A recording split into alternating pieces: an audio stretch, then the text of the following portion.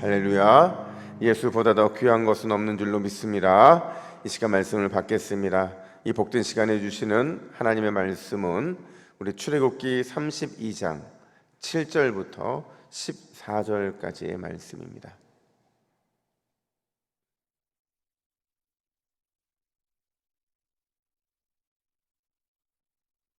구약 131면에 있는 출애굽기 32장 7절부터 14절, 단단히 붙잡아야 할 것이라는 제목으로 오늘 말씀을 받습니다.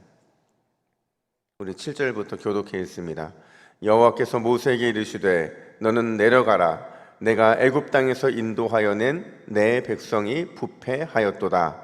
그들이 내가 그들에게 명령한 길을 속히 떠나 자기를 위하여 송아지를 부어 만들고 그것을 예배하며 그것에게 제물을 드리며 말하기를 이스라엘아, 이는 너희를 애굽 땅에서 인도하여 낸 너희 신이라 하였도다. 여호와께서 또 모세에게 이르시되 내가 이 백성을 보니 목이 뻣뻣한 백성이로다. 그런즉 내가 하는 대로 두라. 내가 그들에게 진노하여 그들을 진멸하고 너를 큰 나라가 되게 하리라. 모세가 그의 하나님 여호와께 구하여 이르되 여호와여, 어찌하여 그 큰 권능과 강한 손으로 애굽 땅에서 인도하여 내신 주의 백성에게 진노하시나이까? 어찌하여 애굽 사람들이 이르기를 여호와가 자기의 백성을 산에서 죽이고 지면에서 진멸하려는 악한 의도로 인도하여 내었다고 말하게 하시려 하나이까? 주의 맹렬한 노를 그치시고 뜻을 돌이키사 주의 백성에게 이 화를 내리지 마옵소서. 주의 종 아브라함과 이삭과 이스라엘을 기억하소서. 주께서 그들을 위하여 주를 가리켜 맹세하여 이르시기를 내가 너희의 자손을 하늘의 별처럼 많게 하고 내가 허락한 이 온 땅을 너희의 자손에게 주어 영원한 기업이 되게 하리라 하셨나이다. 여호와께서 뜻을 돌이키사 말씀하신 화를 그 백성에게 내리지 아니하시니라. 아멘. 여러분, 원래 본문은 앞에 1절부터 6절까지 같이 해야 돼요. 근데 제가 딱 한 달 된 것 같아요. 금요 예배 때 앞에 부분 제가 설교했던 거 기억나시죠? 그래서 오늘은 그 뒷부분을 설교할 텐데요. 여러분, 모세가 시내산에서 하나님과 만나는 이 40일 동안이요, 굉장히 충격적인 사건이 벌어지고 있었어요. 그러니까 어떤 사건이었냐면 금송아지 사건이었는데, 여러분, 이 금송아지 사건을 누가 주도했죠? 겉으로 다 볼 때는 아론이 주도해서 지금 만드는 게 보이고 있어요. 그래서 제가 그때 설교를 하면서 이렇게 말씀을 드렸습니다. 하나님에 대해서 불완전한 지식이 결국에는 우리로 하여금 무너지게 만드는 단초를 제공한다. 특별히 영적 지도자였던 아론이 하나님에 대해서 너무 무지했던 거예요. 너무 무지하니까 결국 그를 따르는 백성들 자체도 다 무너지게 된 거죠. 여러분, 번제물이었던 소를 숭배의 대상으로 착각하고 섬기고 있는 이 모습이 얼마나 우스꽝스럽습니까? 그러면 그 많은 이 금송아지를 만들 만큼 그 엄청나게 많은 금은 제가 어디서 났다고 말씀을 드렸죠? 이스라엘 백성들이 출애굽할 때 출애굽 10가지 재앙으로 인해서 애굽의 군대를 이기신, 애굽의 바로 왕을 이기신 하나님께서 그들에게 이 전리품으로 주신 거거든요. 그러니까 전리품으로 주변에는 많은 이웃들이 그들에게 금과 수많은 보석들을 줬는데, 이제 그게요, 오늘 본문에서는 그게 이제 금송아지를 만드는 장면에 쓰임 받고 있는 거예요. 그래서 제가 또 이렇게 말씀을 드렸어요. 하나님께서 주신 것, 그것이 달란트든 축복이든 은혜든, 그건 반드시 누구를 위해서만 사용해야 된다고요? 하나님의 영광을 위해서만 쓰임 받아야 된다, 이렇게 말씀을 드렸어요. 오늘 본문은 그 이후 사건을 다루고 있는데요, 이 두 가지예요. 하나는 하나님의 분노고요, 또 하나는 모세의 중보기도. 이 두 가지가 오늘의 내용인데, 먼저 우리가 살펴볼 것은 하나님의 분노예요. 하나님은 어떻게 분노하시는가? 그 분노의 정도를 보시면 7절 하반절에 이렇게 말합니다. 내 백성이 부패했다. 여러분, 부패했다는 건 무슨 뜻이냐면 언약을 파기했다는 거예요. 그러니까 신뢰관계가 깨졌다는 겁니다. 이제 더 이상 하나님의 은혜와 하나님의 사랑을 이스라엘 백성들이 받을 수 없게 됐다, 이걸 말하고 있는 거예요. 그러면서 뭐라고 하나를 덧붙이냐면 이제는 내 백성이 아니고 누구 백성이라고요? 내 백성. 내가 누구예요? 모세죠. 이제는 이 백성은 언약이 파괴됐으니까 내 백성이 아니고 너의 백성이야. 이렇게 말씀하시고는 9절에서 이렇게 분노하세요. 우리 9절 말씀 같이 읽습니다. 시작. 여호와께서 또 모세에게 이르시되 내가 이 백성을 보니 목이 뻣뻣한 백성이로다. 여러분, 목이 뻣뻣하다는 게 무슨 뜻이냐면요, 뻔뻔하다는 거예요. 양심 없다는 겁니다. 그러니까 너희가 그렇게 큰 구원의 은혜를 누려놓고서, 이렇게 어마어마한 사랑과 은혜를 누려놓고서 어떻게 그럴 수 있냐는 거예요. 그러면서 모세에게 이렇게 묻는 거죠. 야, 모세야, 너 이렇게 뻔뻔한 백성을 지금까지 본 적이 있냐? 이렇게 묻고 있는 거예요. 이 말은요, 바꿔 말하면 이 말을 하는 겁니다. 애굽에서 10가지 재앙받았던 그 백성들하고 너희가 다를 게 없어. 그렇게 목이 뻔뻔하고, 그 목이 뻣뻣하고 뻔뻔하고 양심이 없는 태도는 애굽 사람들이나 너희나 똑같은 거야. 이 말을 바꿔 말하면 너희도 애굽 사람들처럼 심판받아 마땅한 민족이라는 겁니다. 그럼 뭐라고 모세가 대답을 하겠어요? 아마 모세는 꿀먹은 벙어리였을 거예요. 왜냐하면 실제로 가만히 귀 기울여 보니까 저 산 밑에서 음란한 소리, 죄 짓고 있는 소리가 그 귀에까지 들렸거든요. 그게 얼마나 컸는지요. 여호수아가 뭐라고 착각을 했느냐, 우리 내일 본문인데 우리 17절 말씀도 같이 함께 읽습니다. 시작. 여호수아가 백성들의 요란한 소리를 듣고 모세에게 말하되 진중에서 싸우는 소리가 나나이다. 여러분, 지금 여호수아는 지금 이 소리를 뭘로 착각해요? 싸움이 일어나고 있는 것처럼, 전쟁이 일어난 것처럼 그렇게 착각할 정도로 난리가 났다는 겁니다. 여러분, 모세 입장에서 얼마나 기가 찼겠어요. 가장 거룩해야 되고 가장 은밀한 영적인 교제가 지금 이루어지고 있는 그 현장에서 바로 산 밑에 있던 이스라엘 백성들이 그 거룩한 시간들을 가장 더럽고 가장 음란한 죄를 짓고 있는 그 행동하는 걸 보면서 아마 아무 말도 할 수 없었을 거라는 거죠. 하나님의 결론은 딱 하나였어요. 하나님의 결론이 뭐냐? 10절, 우리 10절도 같이 읽습니다. 시작. 그런즉 내가 하는 대로 두라. 내가 그들에게 진노하여 그들을 진멸하고 너를 큰 나라가 되게 하리라. 한마디로 무슨 말이냐면 나 다시 처음부터 시작하겠다는 거예요.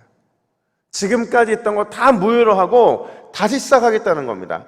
이스라엘 백성들, 이제 얘네들은 회생 불가능하다 이렇게 판정하시는 거예요. 도저히 변하지 않는 그들을 이제 포기하고 모세 너로부터 다시 시작해서 큰 민족을 이룰 것이다. 100년이 걸리든 400년이 걸리든 1000년이 걸리든 너로부터 다시 시작할 거야. 이 지금 무시무시한 이 선포를 하고 있다는 거죠. 여러분, 이 말이요 얼마나 무서운 말이냐면요, 우리 하나님은 참 오래 참으시는 분이세요. 참 많이 기다리시는 분이세요. 그래서 우리 하나님은 인내의 달인이시고 또 기다림의 달인이신데, 그런데 중요한 건 끝까지 인내하고 기다리지는 않으신다는 거예요. 왜요? 하나님은 공의의 하나님이거든요. 하나님은 질투의 하나님이거든요. 심판하시고 징계하시는 하나님이시라는 거죠. 바로 이 지점에서 우리가 하나님에 대한 두려운 마음을 가져야 된다는 거예요. 하나님은 참고 기다리시는 분이시고 끝까지 우리를 인내하시는 분 같지만 하나님의 성품은 그런 성품도 있지만 공의와 심판의 성품도 있구나. 필요하면 하나님은 매도 드시고 징계의 손도 펼치시는구나. 우리는 그 사실을 알아야 된다는 거죠. 제가요 어린 시절 진짜 아주 힘들게 저희 어머니 힘들게 했던 적이 있었거든요. 그러니까 재수할 때 너무 마음이 힘들어가지고 막 엇나간 적이 있었는데, 그때마다 저희 어머니가 저한테 안 되니까 뭐라고 하셨냐면, 야, 너 하나님이 얼마나 무서운 분인 줄 알아? 하나님은 매를 드실 수 있는 분이야. 하나님은 참지만 끝까지 참지 않는 분이야. 저의 경고망동한 것에 대해서 그게 책망하신 거죠. 근데요 돌이킬 때, 제가 하나님께 돌이킬 때 그 마음이 가장 많이 들더라고요. 우리 하나님은 때로는 무서우신 분이구나. 내가 이러다가는 죽을 수도 있겠다 생각이 들더라고요. 여러분, 이스라엘 백성들이요, 그 이후 1000년 동안 변하질 않아요. 믿음도 자라지 않고요, 여전히 그들의 중심에는 모양 있는 금송아지만 없어졌을 뿐이지 금송아지 같은 게 늘 그들의 마음 가운데 있었거든요. 결국 그 1000년 동안 변하지 않으니까 하나님은 징계와 심판의 매를 드셔서 그들을 포로로 끌려가게 하시잖아요. 나라를 완전히 망하게 하시잖아요. 중요한 건 그들이 미워서가 아니라는 거예요. 그래도 사랑하기 때문에, 그래도 내 자식이기 때문에 징계와 심판의 매를 하나님이 드실 수밖에 없었다는 거죠. 바로 여기서 우리가 가져야 될 태도가 무엇이냐? 우리가 하나님의 마음을 아는 거예요. 하나님의 마음을 알면, 아, 이게 내가 돌이킬 상황이구나, 돌이켜야 되는 그 상황이구나라는 걸 깨닫게 되면 은혜를 붙잡을 수밖에 없다는 거예요. 그래서 여러분, 오늘 이 시간 기도하실 때에 여러분, 변하지 않는 내 모습을 좀 되돌아보세요. 여전히 하나님의 은혜 붙잡기보다는 세상의 금송아지 붙잡으려 하고 있는 우리의 모습을 돌이켜보면서 하나님 마음을 깨닫는 겁니다. 하나님이 얼마나 무서우신 분인지를 다시 한번 확인하시고, 사랑의 하나님과 더불어 우리의 두려운 그 하나님의 그 모습을 보면서 오늘 이 새벽에 주님의 은혜의 손을 굳게 붙잡으시기를 예수님의 이름으로 축복합니다. 뿐만 아니라 두 번째로 모세의 중보기도를 보세요. 와, 제가요, 사실은 이 본문은 그냥 새벽에 할 본문이 아니고 한번 길게 시간을 놓고 나눠야 될 본문이에요. 왜냐하면 이 모세의 중보기도가 정말 대단하거든요. 분노하시는 하나님을 향해서 모세가 뭐라고 반응을 하냐면 11절 상반절 보니까 이렇게 말해요. 모세가 그의 하나님 여호와께 구하여 이르시되, 이렇게 말하고, 여러분, 구한다는 게 뭐냐면 기도했다는 거거든요. 근데 이게 문법으로 보면 그냥 한 번 구한 게 아니고요, 구하고 또 구하고 구하고 또 구하고 간청하고 이런 계속적인 반복적인 구함을 나타내고 있는 거예요. 얼마나 간절했으면 진짜 하나님의 그 말씀에 담긴 엄중함을 모세는 받아들인 거죠. 아, 하나님이 진짜 칼 드시면, 손 드시면 반드시 일 나겠구나, 그 마음이 드니까 간곡하게 구했던 겁니다. 뭐라고 구했느냐? 13절 말씀 우리 같이 읽습니다. 13절입니다. 시작. 주의 종 아브라함과 이삭과 이스라엘을 기억하소서. 주께서 그들을 위하여 주를 가리켜 맹세하여 이르시기를, 내가 너희의 자손을 하늘의 별처럼 많게 하고 내가 허락한 이 온 땅을 너희 자손에게 주어 거룩한 기업이 되게 하리라 하셨나이다. 아멘. 뭐라고 말하냐면 기억해달라, 이렇게 말을 해요. 여러분, 이스라엘 백성들이 죄를 지은 이유도요, 하나님이 어떤 분인지를 기억하지 못했기 때문에 발생한 거거든요. 근데 오늘 본문에서는 다시 모세는 하나님께 기억해달라요. 뭘 기억해달라냐면 조상들과 맺은 언약을 기억해달라는 거죠. 왜요? 도저히 모세가 봐도 이스라엘 백성들은 회복 불가능하거든요. 하나님 앞에 뭔가 용서의 근거를 내놔야 되는데 그 내놓을 근거를 찾을 수가 없었던 겁니다. 그러니까 과거에 조상이었던 아브라함, 이삭, 또 야곱의 그들과 맺었던 하나님의 언약, 하나님의 말씀, 하나님의 성품에 기대어서 구할 수밖에 없었다라는 거예요.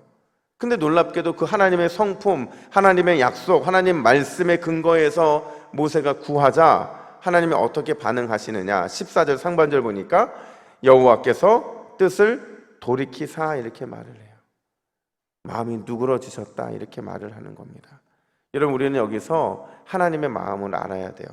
비록 우리가 하나님 앞에 내세울 구석 전혀 없다 할지라도 우리가 하나님의 그 사랑에 의지해서 그분의 말씀을 붙잡고 그분의 언약을 의지하여 그의 존전에 나아갈 때 하나님께서는 우리에게 사랑으로 품어주시고 회복의 은혜를 베풀어 주시는 줄로 믿습니다.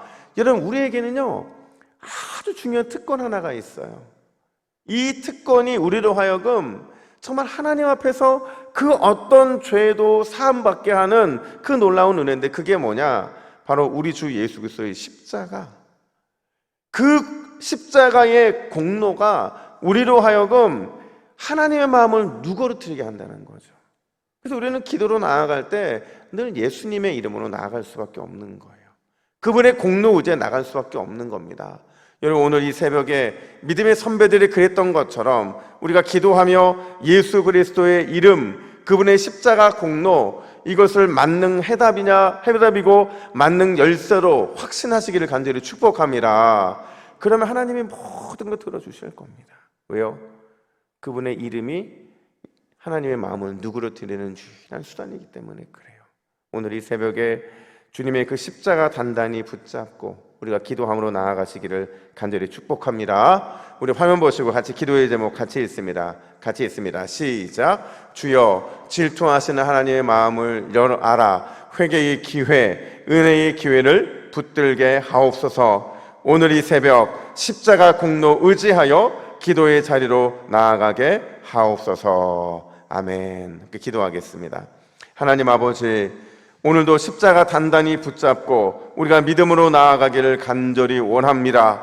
하나님, 나의 기도, 나의 간절한 소망은 나에게 어떤 이유가 있기 때문이 아니라 십자가 그 공로가 우리로 하여금 하나님께 나아갈 담대함을 얻게 하는 줄로 믿사오니 오늘도 그 십자가 단단히 붙잡고 나아가게 하여 주시고 질투하시는 하나님의 마음을 우리가 먼저 깨달아 알아 오늘 기도함으로 회개의 기회, 은혜의 기회를 단단히 붙잡는 우리 모든 성도님들 되게 하여 주시옵소서. 감사드리며 예수님의 이름으로 기도하옵나이다. 아멘.